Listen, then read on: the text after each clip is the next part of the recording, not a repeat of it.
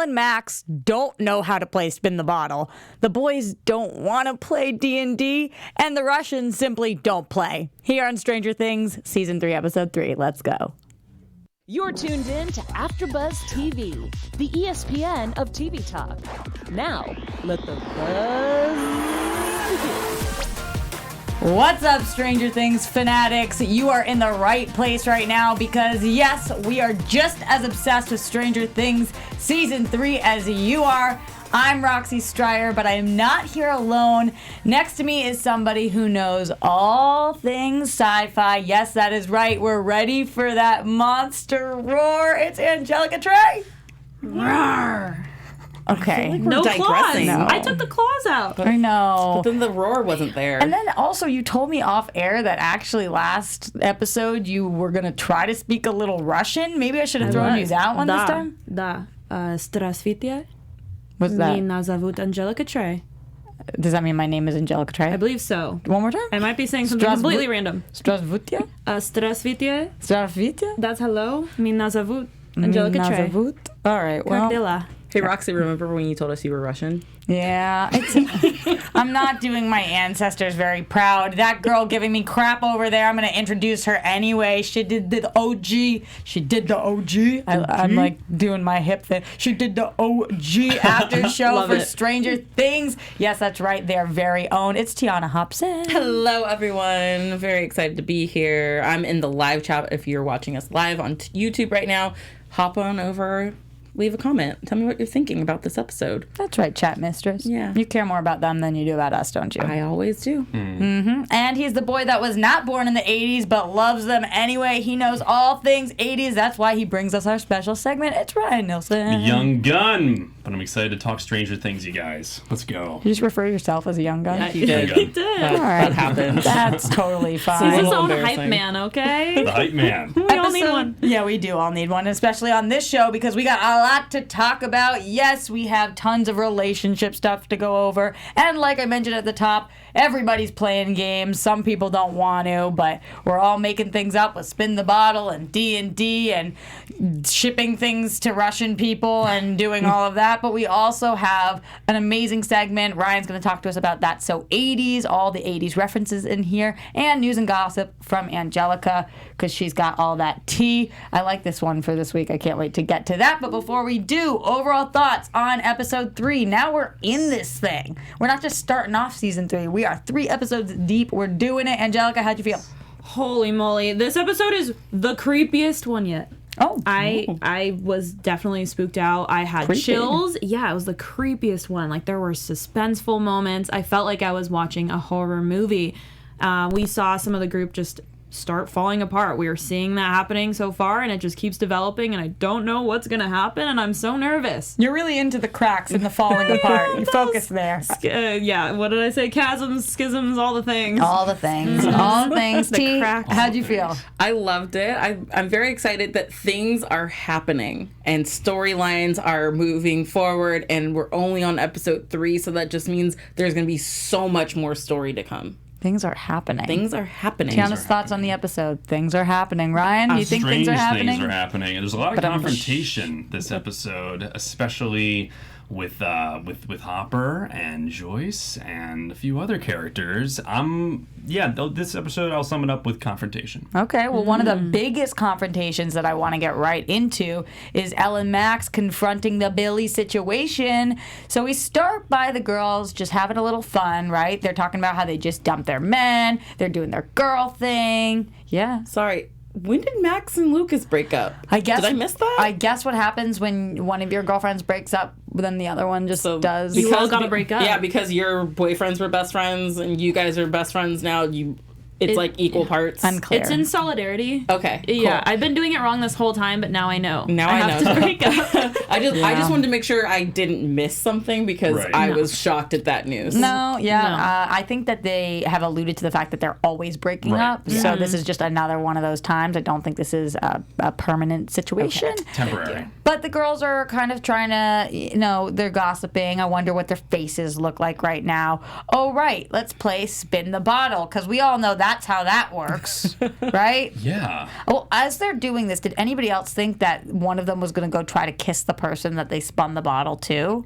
Before I saw the names, I thought that, but when I saw Billy was on there, I'm interested to see how they came up with the names for that spin the bottle wheel, but really cool sequence. We really got to see her powers through that game. A super clever plot device that they put here, and I'm glad that we got to see this. We have seen Elle using her powers for small things recently. In a previous episode, we saw a girl at the mall that she didn't like, and she made her soda explode, and she's also made her door close so that Hopper couldn't see what was going on with her and her ex-boo at this point. But it's interesting to watch that she's willing to do these things now.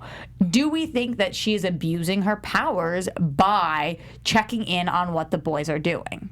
Yes. I mean... Yes, but I'm here for it because I wish I had that power to know what the guy that, is doing after we fought. Would you use it? Yes. Probably. I know it's a huge invasion of privacy, but when I'm in the moment of like, hey, you haven't responded to my text message, like what's going on? I would love to just be able to beam myself over there and be like, oh, so you are awake? You saw my message? Why aren't you responding? I'm a crazy chick sometimes. I mean, that is literally psycho. I'm like Taylor Swift cray. That's cray. Angelica, you also said yes. Yes, yeah. I mean, so far we saw telekinesis with her, and then we saw a little glimpse into this, but it's definitely taking a huge role, or just playing a big part in this episode. I would definitely do that too. I would be, sometimes your curiosity takes over. I don't know if it's abusing your powers, but it's definitely breaching privacy. Yeah. Okay, Ryan, be honest. Be honest. No, whatever honestly, you're just going to say, stop and pause. You can be a crazy girl too. Yeah, Come on. You got a little cray in you. I'd use it. Yes. But I feel like you have to at least once. And I mean, if she didn't use it to see what Mike was up to, she would not have stumbled upon all this stuff with Billy. Mm-hmm. Yeah. So it's kind of a blessing in disguise that she did it. I guess it is, but is it really? Because they could have found that out different ways, what was going on with Billy, and now they don't actually even know, and they think things are fine, which might be worse than never having known in the first place. Ooh. Because they do check in with Billy, and it's unclear what's happened because that's the way it works in Elle's mind when she goes to this place. Which, what do we call this place that she's in? Warehouse. Oh, you mean the black room? Yeah. Sorry, warehouse. I thought you were talking about the He warehouse. said the black. I mean, he just said the black room. So I was gonna call Probably it the black purgatory. Okay, the black room. Fine, when we're in the black space. The black room. I'd call it like the warehouse. the in between. Okay, so when she is in this in between place, it's not exactly what's happening. She can hear conversation. She kind of sees things, but it's unclear.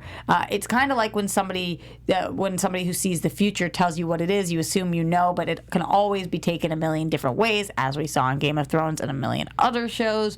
In this situation, do you think that because it is so unclear, Elle is in the wrong for going to find him because it could be interpreted in a million other ways? Or if you were Elle, do you think that you would also go look for Billy? Based off of her previous experience with this stuff, I think that she has to trust her gut. And her gut is telling her that something's wrong. And I think this is the problem that I have with Max a little bit, having not been around for season 1. Max is the first one to be like, are you sure? No, it's probably okay. Where if the boys were with her, they would 100% have Elle's back. And even if they went there and saw that everything looked okay, they would still believe that her instinct was right and that something is off. And I feel like Max just hasn't experienced enough of that with her to know to just trust her on this. Okay. But if I was Max, I wouldn't either. My friend's telling me, no, we've got to go find him. I'd be like, yo, my brother is crazy. I do not want to piss him off right now. Like, you want me to go to his girlfriend's house, soaking wet, and barge in the middle of dinner? That's what you think is a good idea? So I was totally Team Max in this one because really? now, as an audience member, obviously I see that she's right. I'm definitely with Elle. But if I'm Max, are you kidding? You're telling me to go? I'm going to be in such big trouble. But I think this is one of the things that, like, Max is new to the group. I just think that the rest of the group, having been through everything with her, are going to follow her no matter what. Because even season 1, when Mike first meets Elle, that was a crazy story, but he somehow just was like, I trust this girl and we're gonna go on this roller coaster, and I don't feel like Max is ride or die. It's confusing to me at this point. I'm wondering if you guys are clearer on it. Who is able to sense who in this black room? Because Elle obviously can see all the other people, but they don't know she's there, although she has had moments where Mike has been able to sense her presence, and I believe Will as well. But now none of them sense that she's there in that room, but Billy seemingly senses that she's there, and then he kind of disappears. And there's that whole moment. Are you guys clear on the rules of this space? I think it just comes down to, Mike was like super preoccupied with his friends, but I think if you're open to it and you have some sense of, especially Billy right now has something in him that's a little extra sensory, I think that's going to play a part in this. Okay. Ryan? I think it's extrasensory, exactly. Will, Billy, they could probably sense when Elle is checking in on them through that in-between space, just because they have that connection with the Upside Down. So I think you have to have that extra connection, and it was sort of a Game of Thrones moment, maybe like when Bran sees the Night King. He could see her, so it's there. She can be checked out on, and that's what kind of shook her up there. Let's get to the meat of what happens here, because we pop in on dinner, everything is Stepford Wives and weird, and we're doing the everything is fine, dear. It's too perfect, too strange. We know something is up, and the second our people leave, we get to the real juice of it all.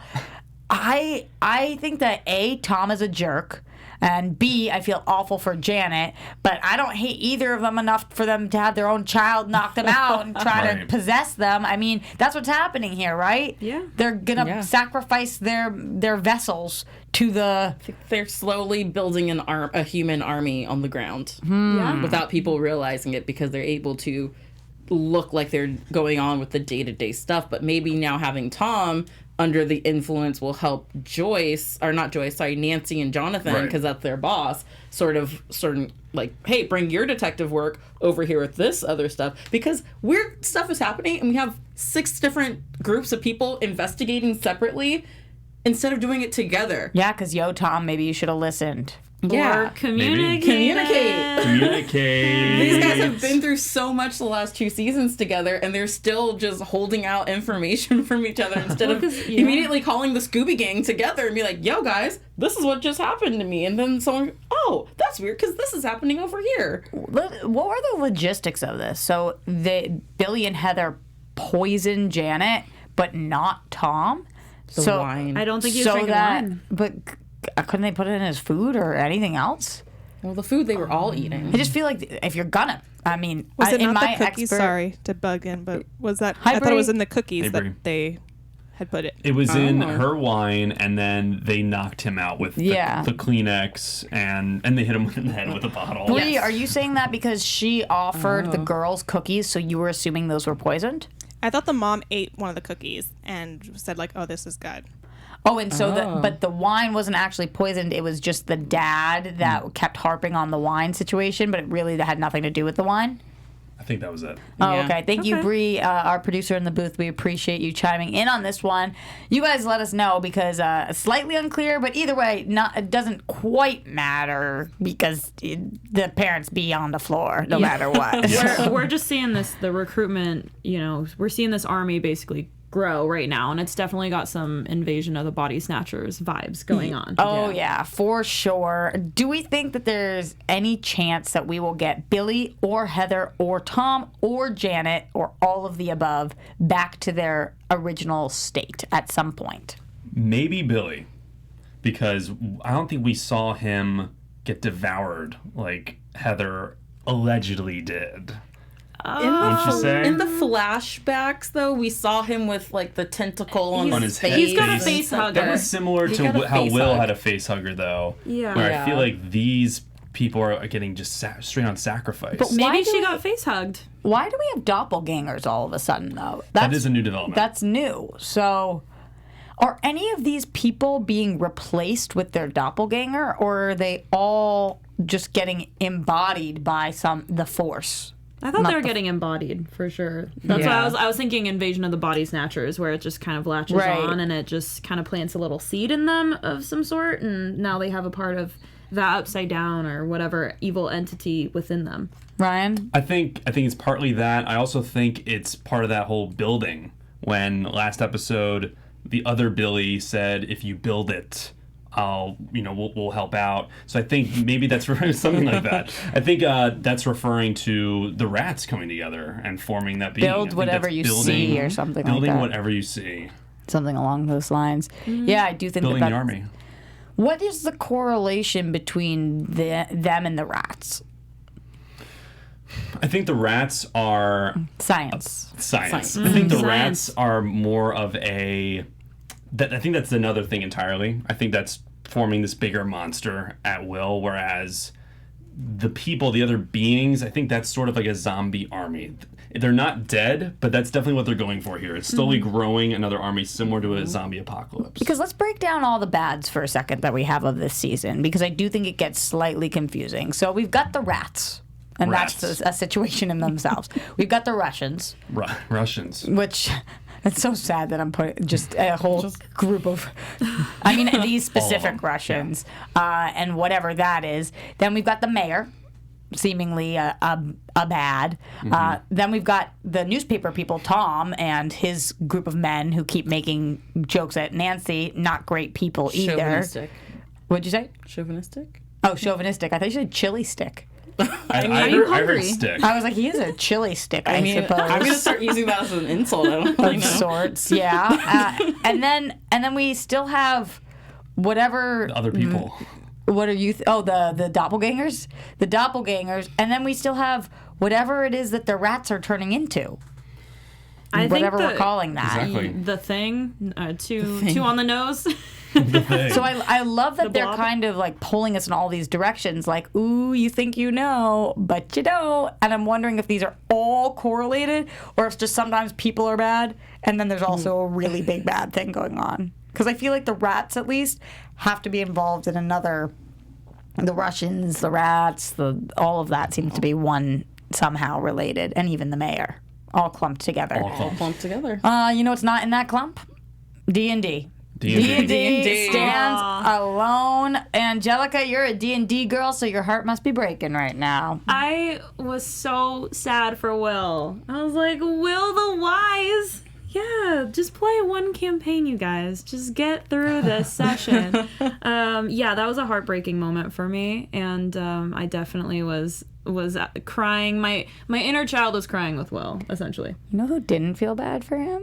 Ooh. You? I guess. Why? Wow. Okay. Heartless Roxy. No, it's just, I think I took this one too personally because here's the thing, guys. We grow and change what we like to do. And, they did say to him, no, we'll finish it whatever you want. But clearly, they're not into D&D right now. They're into other things. And so what if they were like, why don't we go shoot some hoops? Or why don't we go ice skating? Or why don't we, go to the ice cream shop? There's more things you can do with your friends than just the thing that you've always been doing. And sometimes everybody grows. And you either grow together or you grow apart. So I feel like this was demonizing our boys when really they're not doing anything wrong. They just have different interests right now. But it was, yeah. Yeah, I feel bad for Will because I feel like I was a late bloomer coming up. Like, when all my friends started going boy crazy, I was still like, nah, I'm going to go play basketball and be cool. I'm like one of the boys. So I understand where he's coming from. But I think that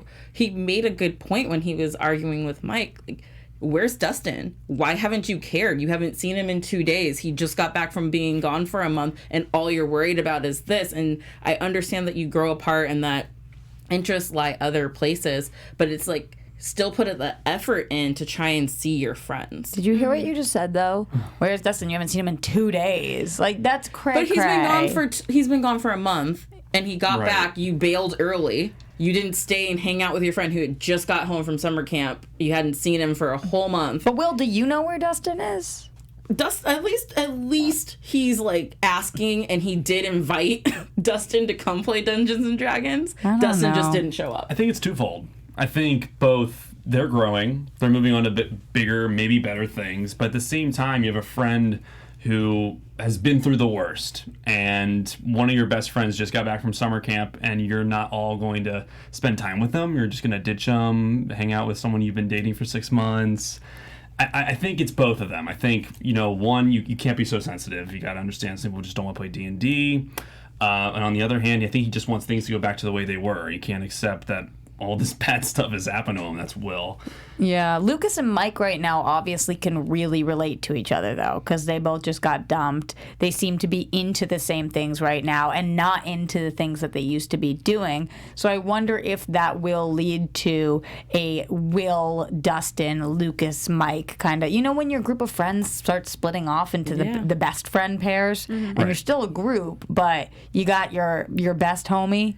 That's what I kind of see happening here. And if you look back on the first season, it was Mike and Will. Mm-hmm. And so you now see Will is being replaced by Lucas. And so why he's so heartbroken. And then, the comment that Mike makes about him not being into girls, which is just... they're talking about it in the chat, like, what does that mean? It's a great question.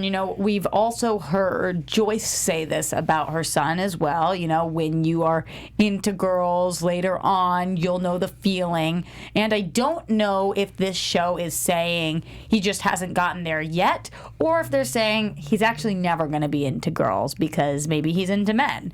And I don't know even if the show knows what it's saying yet, or if they'll discover that this season, as I hope the show has legs for many of years. But it is interesting because we all noticed an incredibly long pause after that. Regardless of what we think the show is trying to say, what is it that you think that Mike was trying to say in that moment? Do you think he's trying to say, I know that you are not into women yet? Or do you think he's trying to say, I know you'll never be into women? I think he's trying to address the elephant in the room, and that he was in the upside down. He's totally been scarred by these experiences, and they're just on different stages of their life right now. Whether he's I don't necessarily think quite yet we can guarantee he'll never be into women, although that's definitely a possibility, which I wasn't really considering before, but I could totally buy it. I think the other thing is he had to go wreck his childhood treehouse in the woods there. I think getting rid of those memories, it looked like it was pretty unhealthy, but by the end of the episode, he's back with those friends again. Angelica, what do you think? I took it more as like a late bloomer type of statement. Like, you're just not into what we're into and you're not there yet, which I think caused that silence. Was maybe you're on different levels and we're maturing, and I think that would hurt Will's feelings. I agree with that. The one thing I'm a little nervous about, and hope that the Duffer Brothers are thinking about, is that you don't necessarily want to pick the one kid that has a demon inside him to be the one character who is gay on your show. So I'm sure that's come up in writers' rooms, if this is the direction they're going, that he physically has a monster inside him, and then to pick that to be your gay character, that seems... a little tricky, for lack of better words. So that I'm curious how they would handle. T, what are the thoughts in the chat? I've got a couple people in here. They're talking about it a lot. Jenna James says, I've been asking myself what exactly it means ever since I watched it. I mean, how realistic is it that Mike, a boy living in 1985, makes the assumption that his friend is gay? Because you have to think of the time, that is a good point. KO says, not sure if it was a hint about Will, but I think it was just Will not wanting things to change with the core group, which we've discussed as well. And Billie Jean Girl 24 says, Will, I think just doesn't want to grow up. Also, he was trapped in the underground all of season 1 and 2, and he was possessed. He's been through a lot. So great. For anybody who wants to talk to Tiona live during this show, we are on AfterBuzz TV's YouTube page. We tweet it out because we've got a weird live streaming schedule for this one because it all dropped at once. Thank you, Netflix, for giving us that gift. But also, I know that they can find us other places, T, and talk to us all around. Yeah, you guys can find us on iTunes as well. Please go go in there and rate us 5 stars and leave your comments in there and review. If you guys are on YouTube right now, make sure you hit that thumbs up button. Yeah, and thumbs up. Subscribe so that you get the notification when we start going live in case you miss our tweet with our schedule about it. And thank you guys so much for all the support you've given us here at AfterBuzz TV. And make sure you keep it up. Tell a friend. I love tell a friend. Tell a friend. Remind someone. Tell them that we're here and that we're talking about it and that you guys love it and they should listen and watch too. If you want to be a Will level friend who is a great friend, then you'll tell your friend about our after show. Okay. You tell your friend to get with my friend. We can be friends. Hey, I love that. Going back to our boy Will, he has his amazing castle, but now not any longer because he's in there and he's crying in his fort and throwing a little tantrum, which is fine. And then he decides to destroy it to smithereens. I remember doing stuff like this as a kid, and then 5 minutes later, so regretting it. Where you would, I would draw something, and then I'd get in a fight with somebody, and then I'd take whatever I drew and I'd rip it up, and then 5 minutes later, you'd be like, well, now who did I just hurt? Now I don't have my. Sounds like you needed some therapy. No, Angelica felt me. I did. I really felt that. And I was just sitting there watching it oh no, we've all had these moments. And I think that's why that hit me so hard. I was he's just feeling really terrible. And it's that awkward, hormonal stage. And everyone's dealing with it in their own way. And it's raining. And it's raining. It's dramatic. And he just wants to play D&D. Okay? Yeah. I felt for him here, but also don't destroy your hut. It was clearly a metaphor for his youth and everyone's youth here. Yeah, I think that's the destroyed my youth in this room. We were watching and Angelica was screaming, "It's a metaphor! It's a metaphor!" Just like that. It kind of did sound. It was. Is that not what it sounded like to you? That, yeah. She just kept saying That's it. me. Yeah, don't take me to the movies, okay, you guys? I was like, yelling. no, is it really? But we do get a little bit of our group back together at the end of the destruction of this castle because he comes out, we got the Spidey sense going on, or whatever we're calling that, and the boys have found him. Are you okay? He's back. Dun, dun, dun. Wow. Now, it's about time that you trust your friends. Because friends don't lie. Ryan, you're the only one who didn't join in on that. What happened? I don't trust him. I had a really long pause. I feel like he's been lying to us. I didn't have to say. I didn't have to cue them in on it. Friends you know don't what, lie. Ryan? Yeah. We dump your ass. Yeah, we do. We dump your ass. And in case you guys don't see Ryan here at AfterBuzz TV for season 3, episode 4, you know what happened. He didn't finish our sentences. He lied. Oh yeah, that too. All of the above. So, do you guys think? Do you trust in Will that he is now going to let them in on everything? Yes. Oh, that was not confident. I think they're gonna blindly trust him at this point. They hear he's back or it's back, and they're ready to go. They're like, let's handle this. We trust Will. I think this is going to be the jump off point to get the boys and girls back together. Yeah, it's the devastation and the upside down that brings them all together. Yeah. That's the reason that they became as good of friends that we've seen them. And I think that's what's going to bring them back this time. So the only people that Will told were Mike and Lucas. Dustin is not there. Do you think that Dustin is so far out of this group of friends at this point that they're not going to tell him? I don't think they're going to tell him, but at some point their paths are going to come together because, as I stated earlier, everyone is working on this case. They're all just at a different lead right now. Right. So at some point, all the points of the star are going to come together and meet up. And great segue into other people working on this case or a different case. Nancy and my not-so-boy, Jonathan. Not that he's not a boy, he's just not so much mine. I cannot watch this person with Nancy anymore. You can't stand him. She cannot stand him. I don't know what it is, but I'm so frustrated. He was frustrating me this episode too, especially after she gets made fun of in the boardroom, and he's like, "Nancy, you should have known going in. You should have. Come on, like you don't have her back." She used to convince them to have her back. It's the 80s. She's already getting crap from every other guy there. They're already making it seem like she has nothing to add. She's got no value. She couldn't possibly know the case. The last thing she needs is that from her boyfriend, and he's not being the support that I need him to be here. I just kicked Ryan off the panel. Do you want to say what you're about to say? Where's the lie?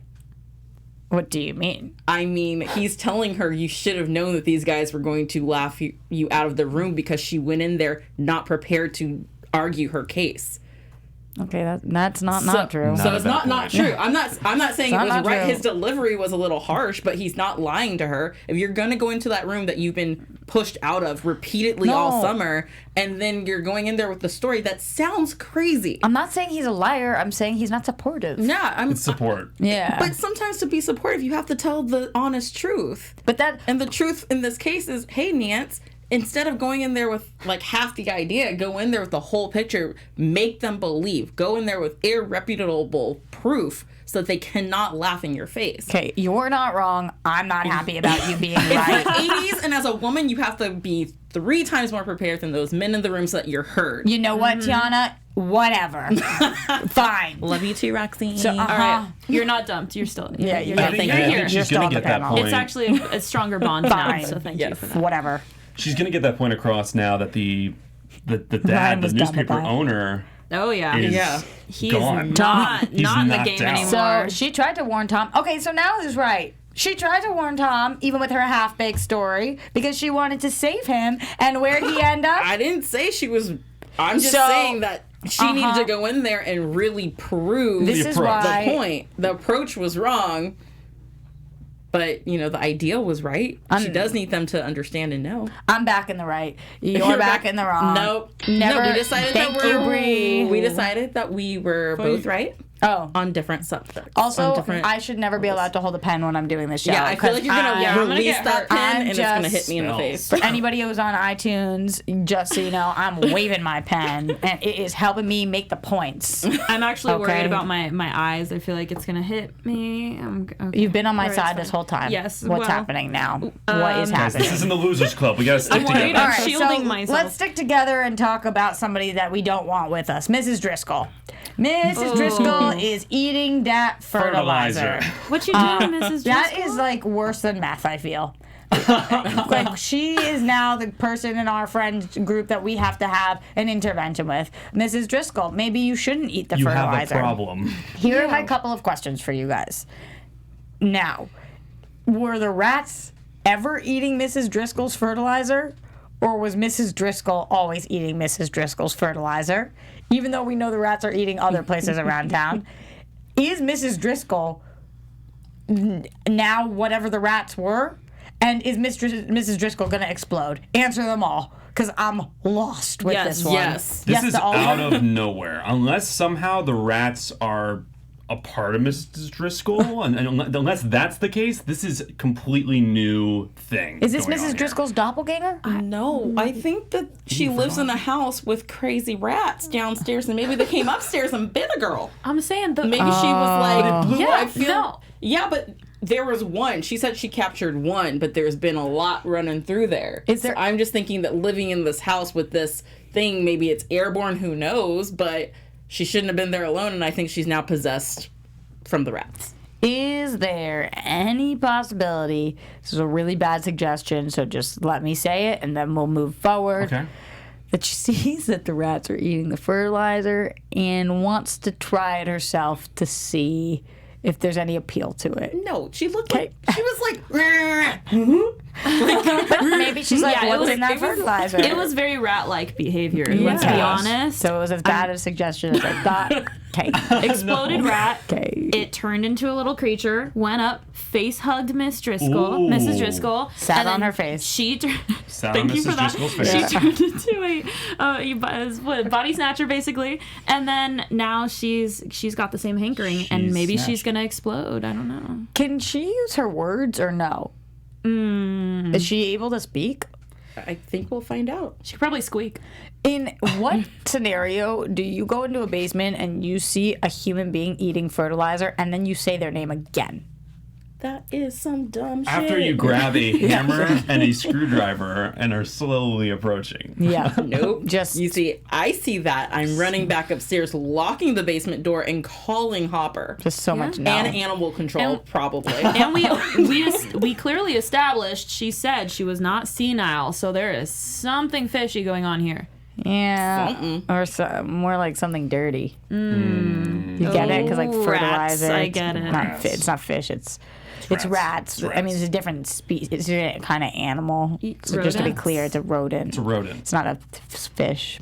Okay. Although we don't know what's happening with the fish. We haven't checked in with them in a little while. So we don't know. We could. Let's check in with Joyce and Hopper right now, because Hopper's really angry, as he has every right to be, and Joyce is D-gaff. She could not care less that she stood Hopper up. I don't even know if she realizes she stood Hopper up when she walks into the room.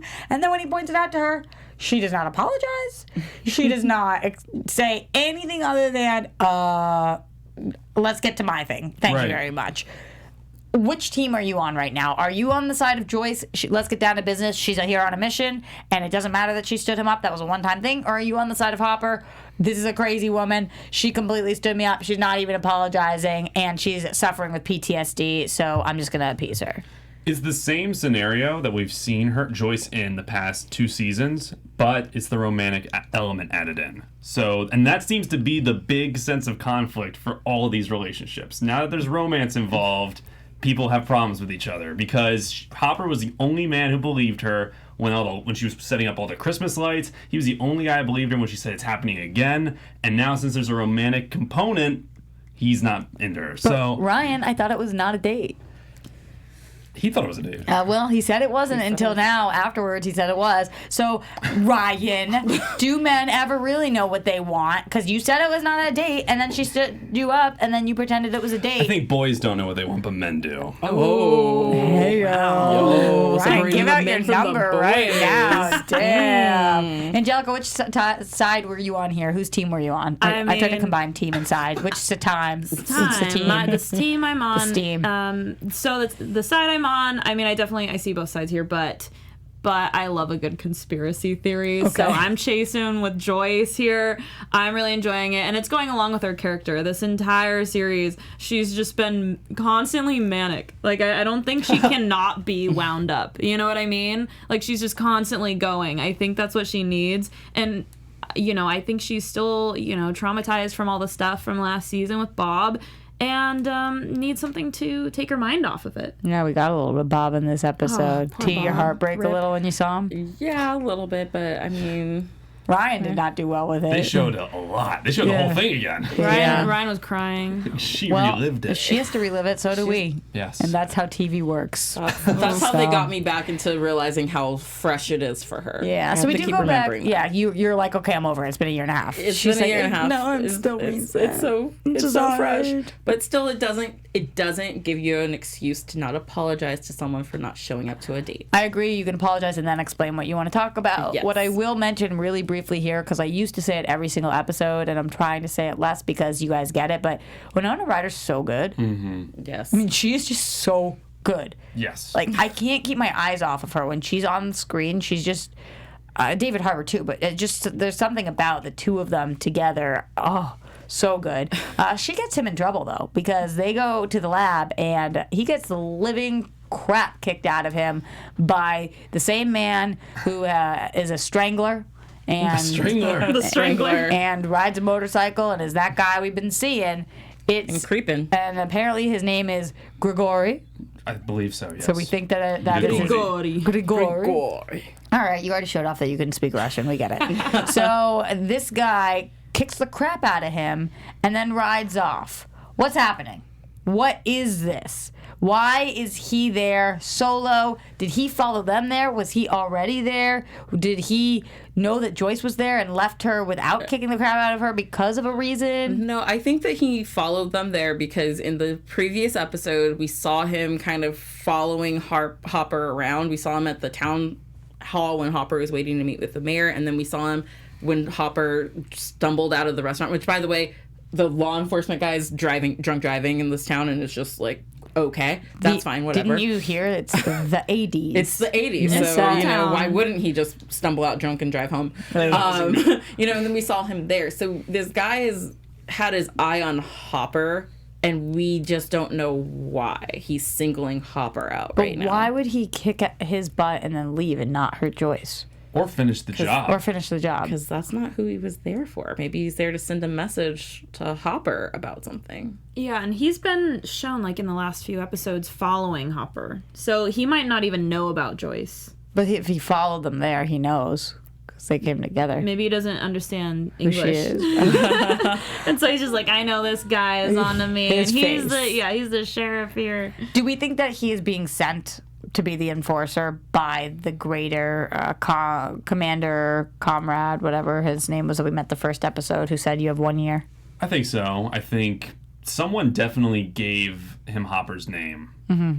I don't know who. I don't think it was that head Russian, but it might have been one of the ancillary Russians. Yeah. But yeah, his name has definitely been given because he's particularly following Hopper. And if he was at the mayor's office, guys, mayor pulled some mall in that's being run secretly by Russians. People are out of jobs, corruption. Okay. Then Hopper goes down after he gets in a confrontation with the mayor. Mm-hmm. Come on. We don't know the mall is run by the Russians, okay? We know that during that transmission, we know Russian they're under the funds mall. through they there. have a song that sounds eerily close to the horse, but maybe they just really like that one bicycle song. It is run by the Russian mob. The mayor is in on it. Totally. All right. And there is corruption in this town. You sound like Let's Joyce. talk about the Russians. Conspiracies. The Russians and conspiracies, because they are up to no good right now.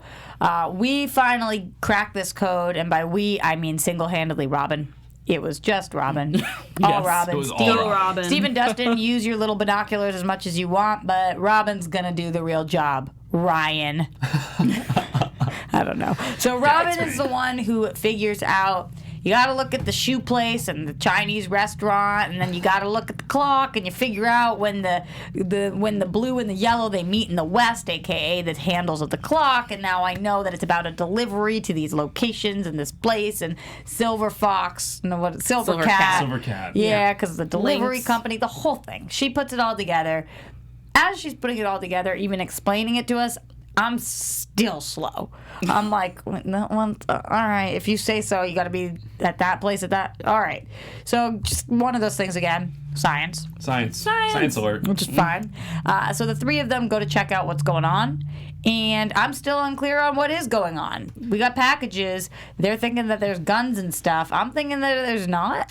No, you saw the guy with the gun, like guarding the door. No, I know. What are you talking about? They thought In the packages, they say, like, what do you think? We saw the gun. No, they say, what do you think's in there? And they say, I don't know, guns, knives, or whatever it is, explosives. Bombs. And so I don't think that's what's in there. I think Pieces to the machine? maybe that, maybe fertilizer. I was just about to say fertilizer, Oh. but guess what fertilizer can be used for? Explosives. Tell me more. You just know that, or did you like I'm pretty Google sure it can be used for it. Really? Do you like Can that she someone dropped? chat confirm? She dropped. Bree's looking for us right now. She dropped that fact and then said, "Oh," to her own fact. Okay, you gotta be your own hype man, okay? I'm just Yeah. following in Ryan's footsteps. I feel you totally. Thank you. This It was says ammonium nitrate is the fertilizer compound that can be used in explosives. Wow. Yikes. Why do I know How do you that? know that? I don't know. You've done it? No.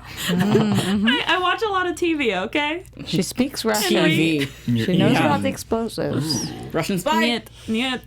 She's into conspiracy Sleeper. theories. Sleeper agent. I'm on to I'm you. one of them. I'm pretty sure I'm on to you. Oh, man. But she confirmed that this was the location for the Russians. I Right, guess at the end of right. last episode, hearing the song, it was a maybe. Now it's confirmed. Now we know this is where they're at. Right. This is what they're doing. Steve and Dustin making too much noise, though. Ryan, again, they're just too loud with the binoculars. Can't Too get their loud with stuff their together. binoculars? Yeah, They're looking quiet too down. loud? That's what happened. They fought over them, and they hit their head on the metal or whatever it was.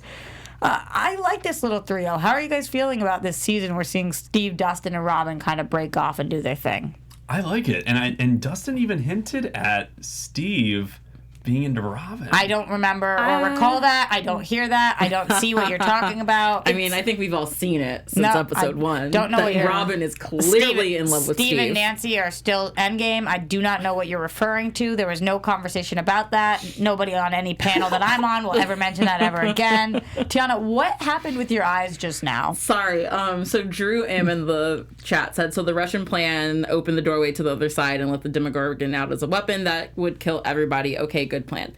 And when he said that, and we're talking about the mall, and we still don't know where they've set up their labs underneath the mall, and that's where they're trying to open up the portal from. Totally. And then that leads to you, how you think that this is all gonna culminate at the mall with a huge fight. So let's go to the mall. Amazing. So that's why my eyes were big, because I just thought of that. Can I tell you something? I don't believe that you just thought of that. I did. No, not. No, what I mean is, I'm pretty sure Ryan literally said that. Yeah. When? Was I talking in the chat? Literally 2 episodes ago. And the machine under the mall. It's a giant AC transformer. 5 minutes the before magnet. this, we mentioned the Taking the battery, the base power under out. Hey guys. When I'm talking in the chat, I'm not listening to what you guys are saying. So that was that is my made idea. That is made abundantly clear by the fact that we have many times mentioned that this is underneath the Russians mall. are under the mall. But I was just adding a little Wait, resistance everybody earlier. stop! Everybody stop! You heard it here first from Tiona Hobson. The Russians are under the mall. Okay, now we can move forward. Yes, thank you very much, Bree. I will be here for nobody else 5 more episodes. And also, I really pray that Bree was on your guys' faces, because Ryan wanted to be nice about it and not say that he said that 15 times. So while you said it, he just looked. This is what he did. I was just looking at it smile and nod at the crazy That's lady right. who would steal your phone when you went to the bathroom and also would telepath into your mind if she could. Smile and nod. Mm-hmm. Well, I'm so happy that I could inform you guys about what's happening with the Russians at the mall. Yep. All right. And you're welcome. And on that note, I think we are done covering this episode, so we got to get into some more.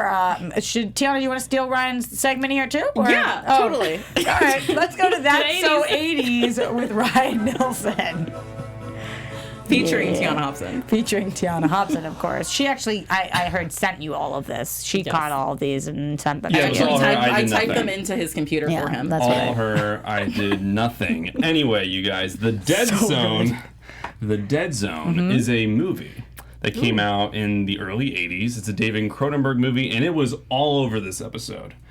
Everywhere. Did you see Ryan just wave his finger? Because it was all over. All over it. It's like they wiped it on. So obviously, a few references before we get to the Dead Zone.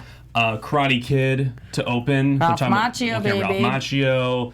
Then immediately she puts on a blindfold. Clear Karate Kid reference where he puts the blindfold on at the end and kicks. And but we got no waxing. No waxing quite yet. On or off. No waxing on or off. But we did get a blindfold that was on and then taken off a few times. The Dead Zone movie. So this is another Stephen King book turned into a movie.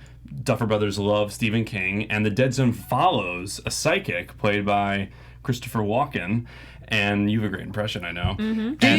No, stop everything. I call it an anti-impression. You don't want to hear it. It's really bad. Okay. Well, now you have it. What's an anti-impression? Okay, so I do this horrible thing where I like to build people's you in. Yeah, expectations of my impressions up, and then I do a really bad impression. So then I go, I'm Christopher Walken here, and then they just look at me like I'm also just a dead to scene them. in Dead Zone where that was it. That was it. Oh, now I'm embarrassed. There's also a scene in Dead Zone where a sheriff character and this guy, I forget the character's name, but it was Nicholas Campbell's character, they find a dead body in a bathtub, which they find that bathtub at Billy's room.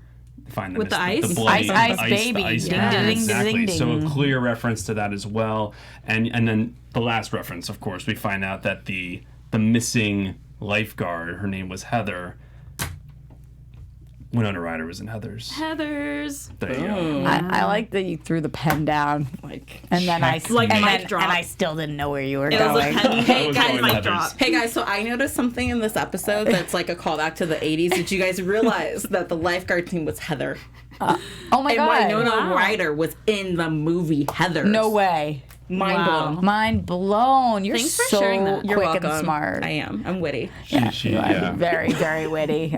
She's great. Also, I'm scared to do this. I'm scared to give her the floor again after that incredible impression. But we do have some news and gossip for you guys. I really wish I could do an impression right now for you that I boy. could make up for it. I have a good Kermit, but that's So for your maybe home- another time. Your homework is to learn impressions and how to roar for the open. I also do feel like it's for this time. So now, like, can you give us the first line in your Kermit? Hello, Miss Piggy. How's that? That was better. Hello. That was good. But that wasn't what I. But is that the only thing you could say? Okay. How about a news reporter impression? Okay.